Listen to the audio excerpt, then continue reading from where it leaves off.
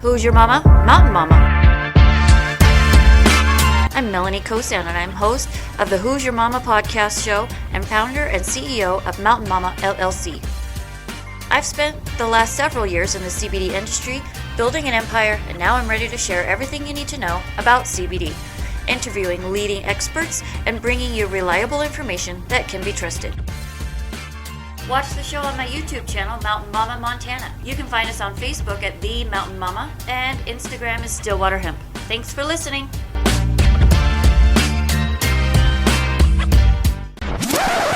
Hi, everyone. Welcome to the Mountain Mama Who's Your Mama podcast. We're doing Casual Friday today, and I am sitting here with Kelli Maxwell of Ember Marketing Group. And I would love to make a huge welcome to Kelli. I've been working with her for the longest. She is the person I've been working with the longest for 4 years. For 4 years. Yeah, 4 years in my company. And I've worked with a lot of people in this company, but Kelli's been with me since pretty much the beginning. So tell us about yourself. Okay. Well, I'm Kelli Maxwell. I own Ember Marketing Group, and I started it 4 years ago in July, and you were one of my first clients right after that. So we've been together a long time. Yeah, in fact, we started before Ember. Yeah, before Ember was, I was just freelancing that first few months, and then at the new year I formed the LLC.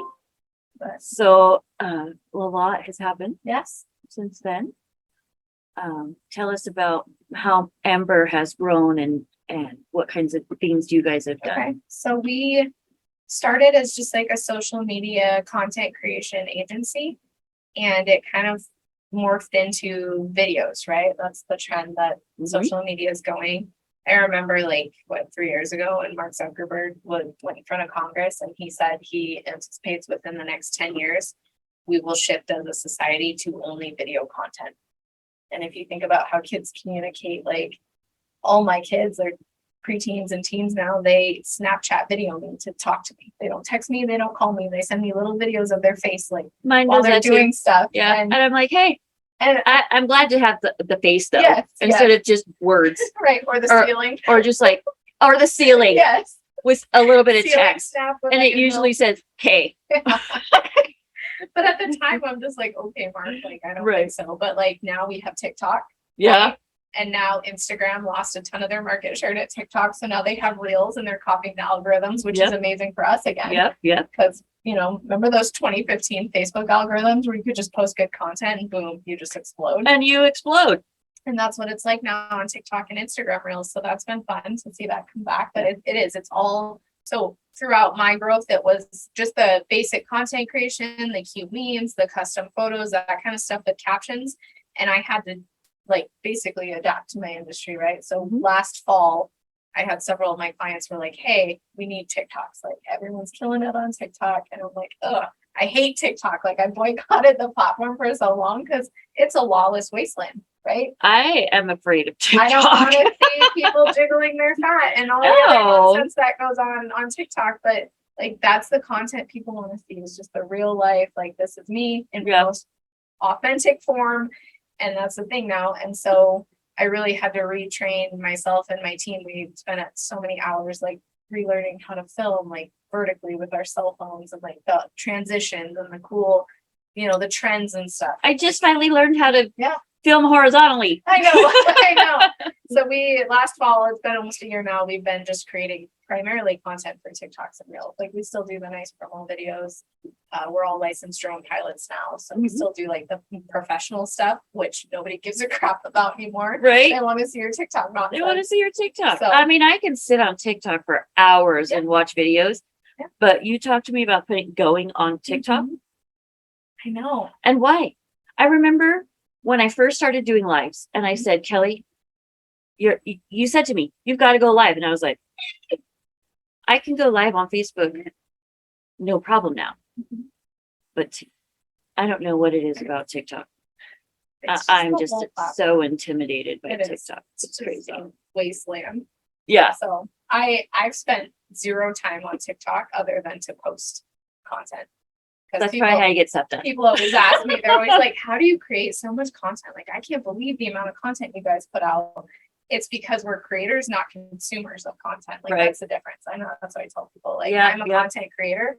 I'm on the platform long enough to post and dip out. Like that's it. I don't scroll. I don't watch stuff. Like if I do watch things, it's Instagram reels because they tend to have more regulations and Right. are a little bit classier, right? Right. I want to see girls jumping in see-through t-shirts with no bra on. Like that's what TikTok's full of. Okay. So let's just, but it works. The content works. The algorithms are amazing right now. So that's primarily what we've been doing. So we've just grown and grown and grown since we started. Do you think TikTok would be what it is today without COVID?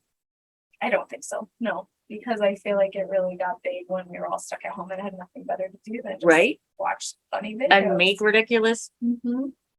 content. I will say, I feel like, in my personal opinion, that TikTok has kind of ruined marketing, right? Because the whole point of marketing before and like doing videos and creating content was to drive sales or to drive people to your product or service, right? Right.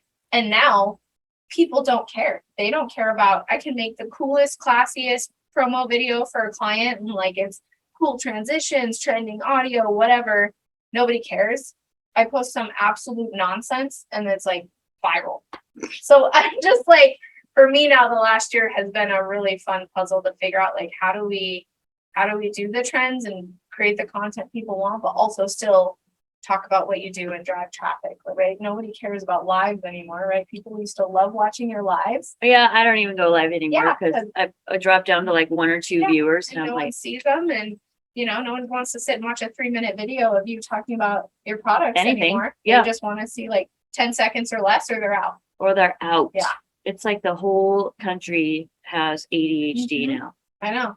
I would say TikTok's destroyed our attention spans, and it's really ruining marketing. So Right. I'm really getting So creative. we're very bad on Yes. TikTok, except for we're putting videos on I it. feel like a boomer mostly. Right? I'm like, these kids and their TikTok. I know my kids are always like, "Yeah, mom, you're such a boomer." I'm like, "I'm not a boomer. I'm Gen X. Right. Gen X is the original fuck around and find out generation." Yeah. So anyways, that's what we've been doing. Like it is fun to make just fun, cool content and transitions, but also how is it relevant to business? How do we get people to go to your website or, Mhm. buy what you're selling? Right. So how does YouTube work into this? Honestly, I feel like YouTube's a dying breed as well. You think Because so? YouTube still, it's all horizontal, it's all long videos. It's impossible to grow now. It's been so kind of like Instagram was before Yeah. Reels. Yeah. It had been so inundated and spammed out that like you would have to pay for clicks and views to even grow it enough To get anybody make a over there? thing. Yeah. So it's I don't know. I don't know a lot of people who spend time watching, 10, 15-minute YouTube tutorials on whatever Right. anymore. Well, I'm old Gen Right. Xer, and I don't watch them. I listen, Mhm. but I'm old, so I Yeah. do all that Yeah. way back. And surprisingly, TikTok now, the demographic is our age. That's who's scrolling TikTok now. It's not kids anymore. Like I always said, TikTok's for kids. It's such a dumb platform. I'm not wasting time there. Well, now the demographic is 30 to 50 years old. We're the ones wasting, our kids are playing at the park. We're scrolling TikTok. Well, half of us, our So- kids have moved out, and we're like, "What am I going to do now? I don't know. know. Sit on my ass and look at TikTok." I seriously though, I will say this about TikTok. I have a client who he does epoxy floors. We like between me and him, he would post his own TikToks. I would make TikToks. Consistently. It took us 7 months of consistently posting multiple times a week. He finally went viral, over 1 million views, and we filled his calendar for the rest of the year. And literally, Fabulous. no kidding, I'm on this side street in a residential area. They're hard racking this driveway and patio. People are driving by going, "Oh my God, are you the epoxy king? I need to hire you. Do you have a card?" Like, so I think it doesn't work. It Right. works. And it's not quantifiable. You can't look at a bunch of stats and say, this Right? is- There's no graphs like or this person's, unless they say to you, "I saw your TikTok and now I want what you have." right. There's And then no- you have to have the wherewithal to go Yeah. somewhere and write that down. Yeah. And I'm not a data hound, so like if the phone's ringing, it's working. That's my Right. strategy. And Right. so far, it's worked really well. There for you me and go, my phone's clients. ringing. So I can't discount that it does work. But again, like anything, it's that consistency. You Takes gotta consistency. put Yeah. the content on. Yeah. I totally forgot Well, what I let's was talk gonna about say your next. journey. Okay, Speaking of so consistency, speaking of consistency, when we started working together in 2018, like the Farm Bill had just passed, making CBD legal. Right. So most of what we did in the beginning was education, right? Everyone was like, "Ooh, marijuana," freaking out. Oh, "It's get out of my illegal." store. You're trying to make Yeah. me close down. Oh my God. Right. people. So a lot of what we did those first couple of years was just tons of educational, like, Mhm. you know. And nothing's changed. We're Yeah. still all Mhm. about education. And Yeah. now we're launching CBD 2.0. Yeah. And we're launching the association page. We're doing the CBD Distributors Association. Mhm. And that's also a lot about education. And we'll get into some lobbying, hopefully by next year or so that we can do things like look at this crazy Chuck Schumer bill and say, excuse me? Yeah. There's some stuff that is in there that's great. But there's some stuff that the cannabinoid industry really needs to be aware of and make their voices heard. Yeah. There's a lot of associations these days regarding hemp. Yeah. And it seems like we have, in 2014, when the bill came out allowing pilot programs, everybody was on board. And in fact, here in Montana, we grew more hemp than anybody else in the country. And now I think our third or fourth, a lot of our farmers got out of it. Mainly because so many people got into it for CBD. There's hundreds of different ways to use hemp, but everybody got into it for CBD. We didn't have any processing centers here. Between 14 and 18, it wasn't legal to transport it across state lines. So everybody was just sitting on their product. That farmers they can't do that. So in 18, I mean, as an industry, I don't know if I've seen an industry move as fast. I mean, it's been 4 years since the 18 Farm Bill, and we've gone from no processing in Montana to three. We have three. I think we have three huge ones. We're doing, and Montana's doing extracting. We've got many labs. There's several labs in Montana. And Texas has just embraced. Texas is number one in growing right now. They have the largest production facility as far as processing and extracting in the country. Places like Kentucky and Tennessee and are really, really embracing it. And so suddenly in 4 years, we've gone from get out of my store because you're going to cause me to get shut down to not only are we getting our processing centers are getting a more potent product. Remember the first stuff we were using, it was 25%. And we were like, and everybody was like, yeah, this is pure. great. Yeah. Everybody else's is 18 and ours is 25 and it's awesome. Now we've got what we're using right now is a 97% pure THC free broad spectrum product. You couldn't get THC free before. Yep.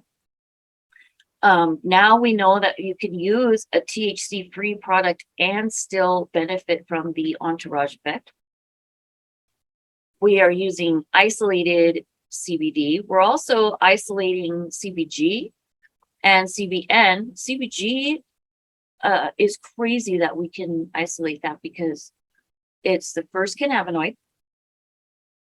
The acidic form of cannabidiol is the first one that is matured in the plant as the plant is growing. Now, if you want to harvest for CBG, you got a very short growing season because you're going to harvest it right quickly before the CBGs turn into other cannabinoids.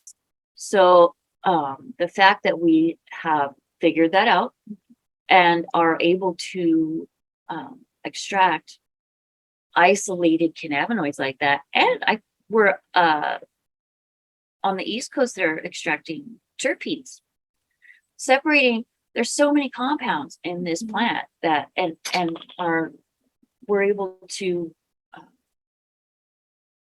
isolate them and separate them and use them in different formulations based on what the customer needs. And I think it's just fabulous. Right. One of the things that I have an objection to in this new bill is they'd like to create a task force to sort of regulate the cannabis industry, which includes CBD. And on this task force, they want the FDA to be on this task force. Well, first of all, there's like 4 different agencies that they want to be on this task force. And second of all, the FDA, to me, it's a conflict of interest. The FDA does nothing but conflict of interest. They have the board that approves drugs. That board is packed with big pharma execs. Doesn't that look like a conflict of interest? Yeah. Okay, so as far as that's concerned, that tells me you can't trust what they're going to do. No. Also, they have a huge interest in making sure that CBD and the other cannabinoids are not approved for use medically. So I have a huge objection to having the FDA on this task force. I have a huge objection to the FDA having any say in these plant products. Way back when the FDA was created, I know they were created to sort of protect the consumer from, but it's gotten out of control. Yep. And you can't trust them anymore. And so that's my biggest beef with this bill, is that they want to make this task force and they want to put the FDA on. I really feel like anything having to do with the hemp or cannabis plant should be under the USDA. And when they did the 2018 Farm Bill, they did take hemp, anything with 0.3% THC or less, from DEA and put it under the USDA. So then the secretary of the USDA had to come out and make a statement that this is what we're doing and that these are the rules. There's still a lot of people saying, well, yeah, hemp's legal, but it's still a Schedule 1 drug. No, as a matter of fact, if you go on the DEA's website and you can see the schedule. First of all, it's 10 million pages. So you really need to do a search unless you're going to read it all. So I've searched hemp, I've searched CBD, I've searched CBG, CBN, I've searched the whole words of those things. Nowhere. They're not on any of the schedules. And DEA has 5 based on, addictiveness or tendency for abuse, what kind of toxicity or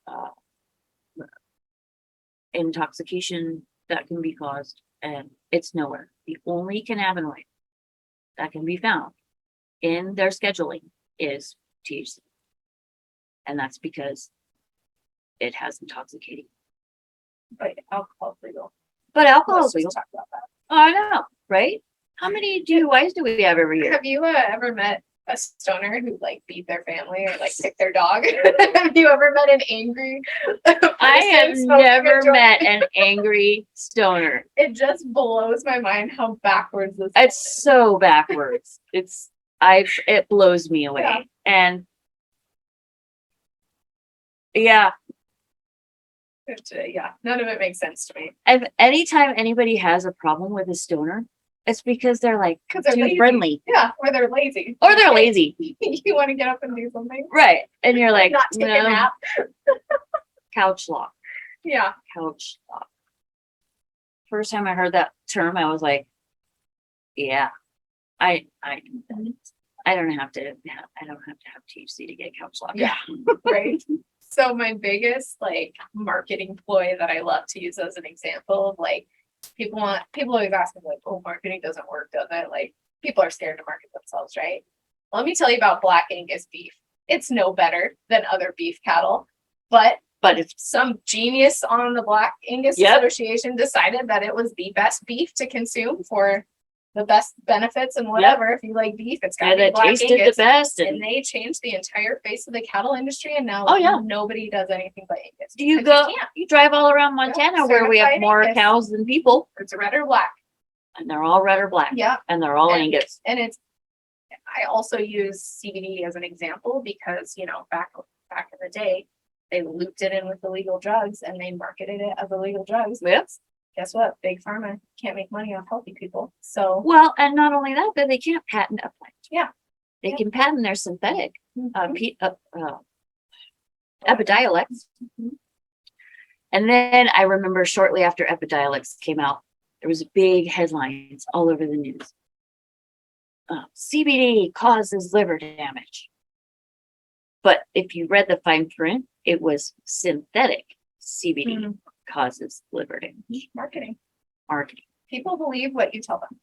Yeah. That's what marketing is. Especially if you tell them over and Yeah. over and over And again. if you tell them something's bad, next thing you know, culturally, we're like, oh, CBD No, is no, a drug. no, we You can't guys do are that." doing something illegal. Yeah. And it's just wild to me. It's so funny to me how,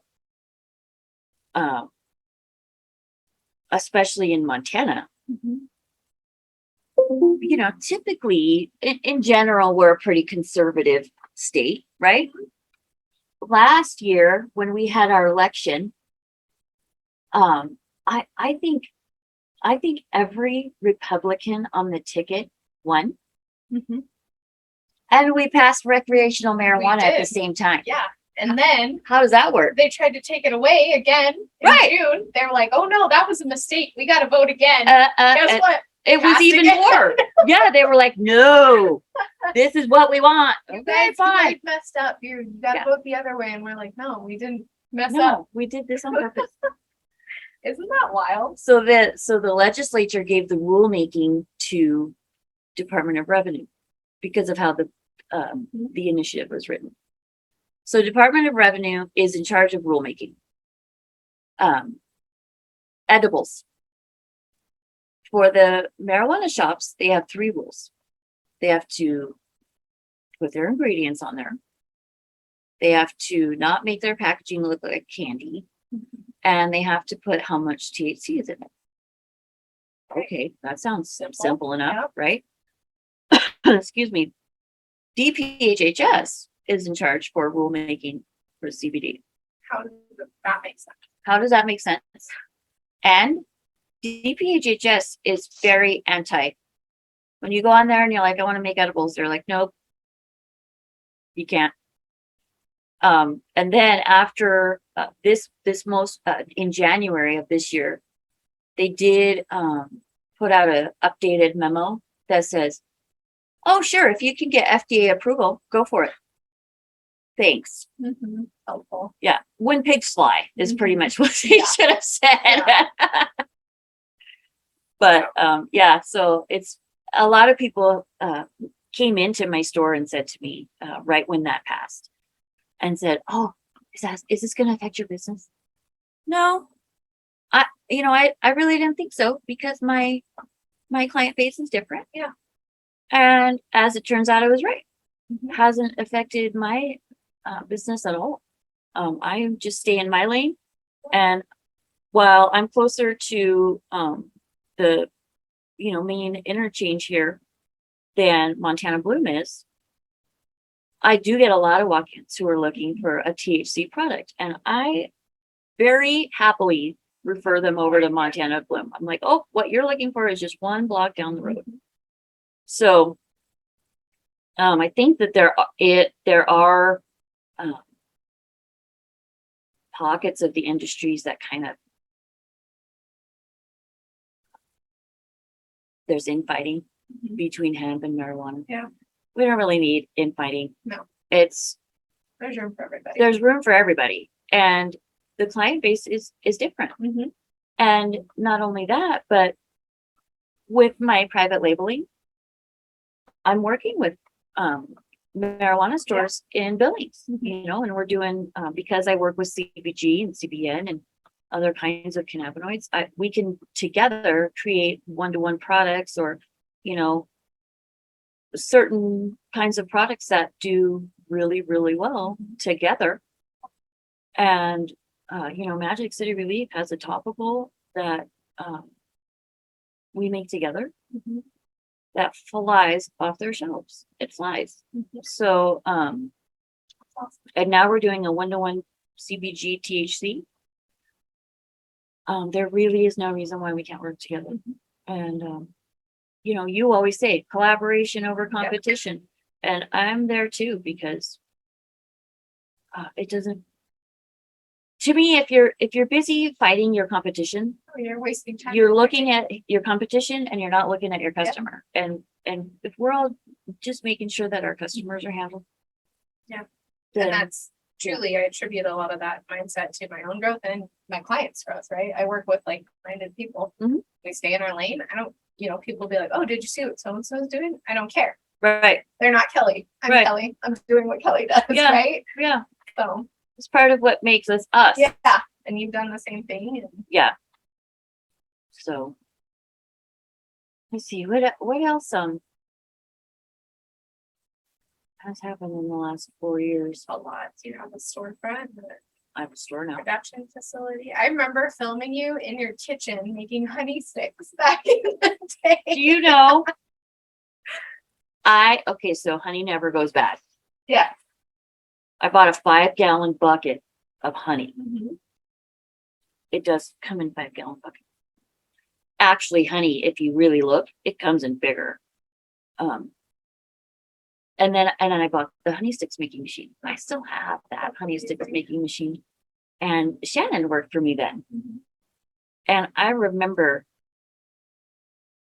we were working with that machine and we were like getting the honey sticks made and honey everywhere. And we're stuck down to everything. And I'm like, fuck this shit. We're not doing these.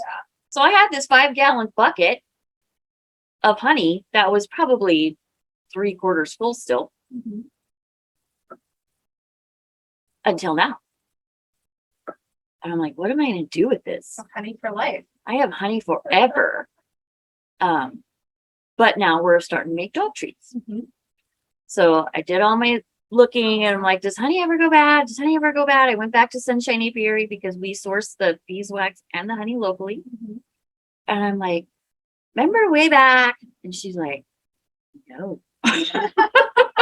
Luckily for you, honey never spoils. I'm like, okay, so I bought this long time ago. Is it bad? She said, no, it doesn't go bad. It's antimicrobial, it's antibacterial, and it had sugared a little bit. And so my brother, mainly, he's been working for me for a couple of months, and he spent probably 2 weeks carefully de-sugaring this honey with sunshine. And apparently, if you just keep honey warm, but not hotter than 120 degrees for a period of time, it goes back. Wow. It de-sugars. That's And so impressive. now and him and Aaron, I said, okay, I want all this honey in 2-ounce portion cups because the recipe calls for 2 ounces and we're mass producing these things. And so I don't want to waste time measuring 2 ounces when we've got 15,000 units to make. So it was pretty funny. I was like, I love being a CEO. You guys do this. Yeah. I'm leaving. Yeah. I'm going to be outside for a little while. And, but they portioned out all that honey and it's beautiful. It's the right color. It's not sugared and it tastes great and it smells great. It's wonderful.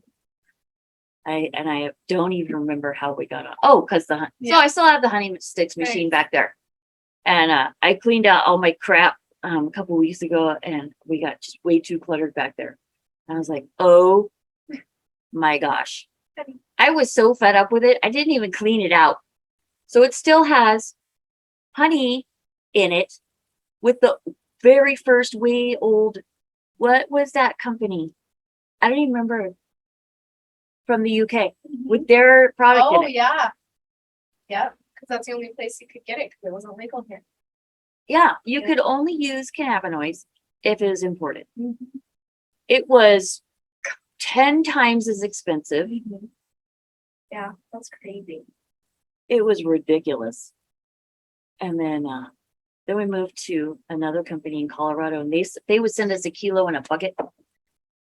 And the bucket, I know that it probably is easy to open if you push this little tab, but I'm a weak old lady, and we were like, Bomb Squad has to open this jar, this bucket, and so we'd have like pliers and crowbars, and by the time we got the lid off, it was all torn, and like, okay, it's open. There you go. We're gonna make it now. That's awesome. We've been through there. So there was the UK company, then there was the Colorado ones, and then there was a place out of Seattle. And all this time, since I was able to move to US, I wanted to move to Montana product, right? because Makes sense. in Montana, we're made in Montana, and Yeah. Montanans are proud if they're made in Montana, and a lot of other places nationwide are like, Montana, Yeah. isn't that where they make Yellowstone? Oh God. I'm totally buying that. Yep. So we did finally partner with the Mountain Meadows over in they're in Alberton, which is, what are there, 20 people that live in Alberton? Probably, yeah. They probably They probably have a post office. They probably all and a bar. Yeah, they have a bar and they have a kick-ass bookstore. Oh, really? 100,000 books. There's Wow. billboards for it on the interstate. Wow. And every time I've gone over to Spokane and back, I always stop at that bookstore. Cool. And it smells like old books, Dusty. and it's 2 stories, and Nice. they're literally Everywhere. just floor to ceiling, and they're just piled everywhere. It's just, if you're a bibliophile, is that what they're called? So If you're a book nut, that's the place. that's the place to go. I could just go there and just sit there. When we go on our hemp tour, we're gonna have to do stupid TikTok videos. If you want. I'm always down to film stupid TikTok. We're gonna have to do stupid TikTok. I made one the other day that went viral and it was just nonsense. It was just me talking with a voiceover. And like I produced some really cool drone stuff. Nobody cares. Nobody They watches want the those. nonsense. I saw the one with you and Charisse had the broom. Yep. That one was a hit. That was fun. I'm definitely bringing my drone on the hemp tour. Oh, for sure. That would be awesome. That'll be really Alberton's pretty far out there. It's by the Idaho border. Mhm. That's far. Well, then I guess we should probably say goodbye. wrap it up. All right, you guys, we're gonna wrap this up. Thank you so much for listening. Thank you to Kelly for coming onto the for having me. podcast. Thank you for being so wonderful to work with for 4 years. How can people get a hold of you?